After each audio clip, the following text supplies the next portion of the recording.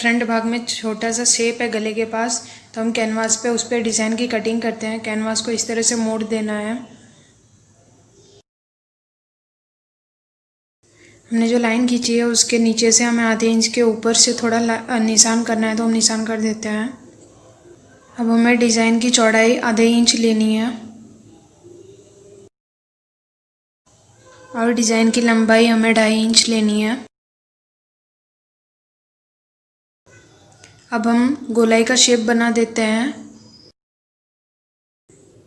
अब हम डिज़ाइन के बाहर से एक्स्ट्रा लेंगे आधा इंच के ऊपर।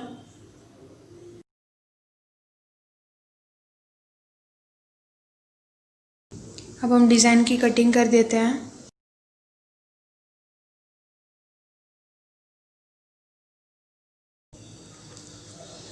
इस तरह से हमारी डिज़ाइन की कटिंग हो चुकी है।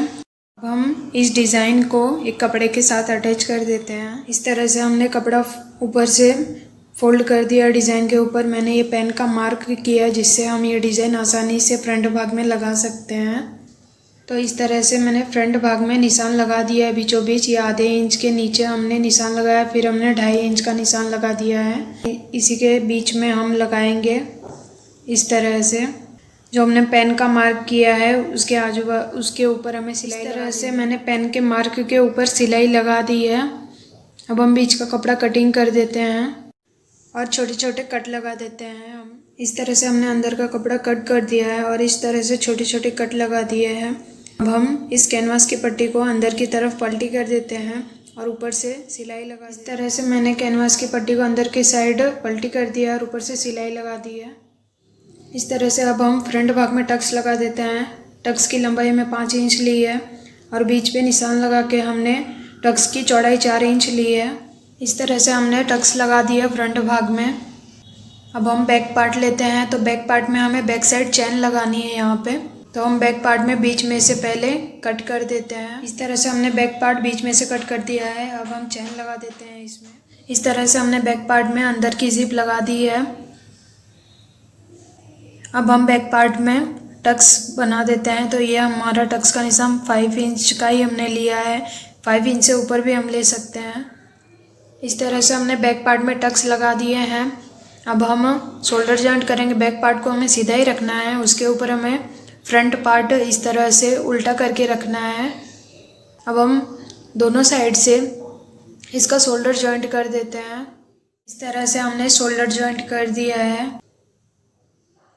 अब हम स्लीव्स लगाएंगे इसमें। तो सबसे पहले हमें आगे के भाग में आधे इंच की गहराई कर देनी है पीछे के भाग से इस तरह से। और स्लीव्स में भी इस तरह से पट्टी मोड़ दी है हमने नीचे और आधे इंच की गहराई स्लीव्स में भी हमने कर दी है। ये आधे इंच की स्लीव्स का गहराई का भाग हमारे फ्रंट भाग में लगेगा। इस तरह से हमने स्लीव्स जॉइंट कर दी है दोनों। अब हम इसके नीचे का पार्ट लगा देते हैं। ये हमारे नीचे का पार्ट है, तो सबसे पहले इसे साइड में रख देते हैं और हमारे ऊपर का पार्ट हम लेते हैं। तो जिस साइड हमें कट रखना है उस साइड से हम नाप लेते हैं टक्स के साइड, जिस साइड फिटिंग आएगी उस साइड से। तो हमने नाप लिया तो हमारा 5.5 आ रहा है। तो अब हम इन दोनों भाग को अलग कर देते हैं और फ्रंट भाग में कट रख देते हैं। तो हम इस साइड कट रखते हैं तो हमें 5.5 इंच पहले ले लेना है। 5.5 इंच पर हमने निशान लगाया है। अब हम इसको एकदम सीधा करके लेंगे। तिरछा नीचे से इस तरह से आएगा, नीचे से तिरछा आएगा हमारा। जो हमने निशान लगाया है उससे एकदम सीधा होना चाहिए। अब हम बीच में से इसे कट कर देते हैं।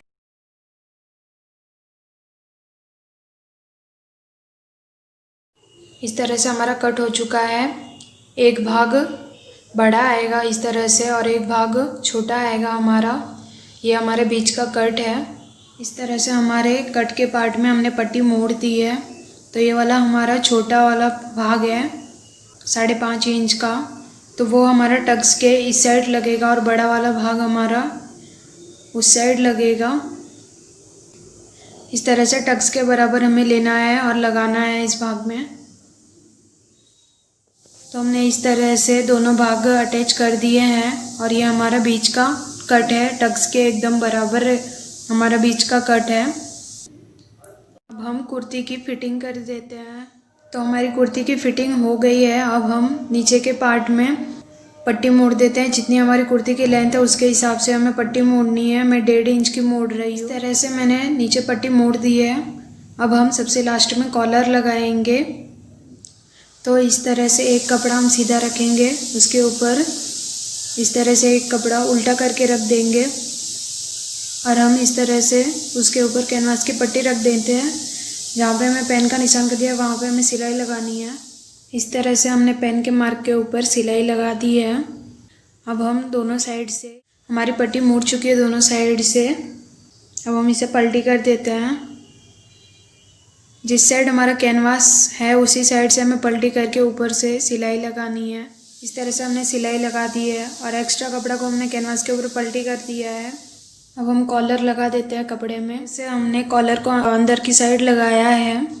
अब हम इस तरह से पलटी कर देते हैं। कॉलर से हमारी जो सिलाई है उसको कॉलर के अंदर दबानी है। इस तरह से हमने सिलाई लगाई और कॉलर लग चुका है।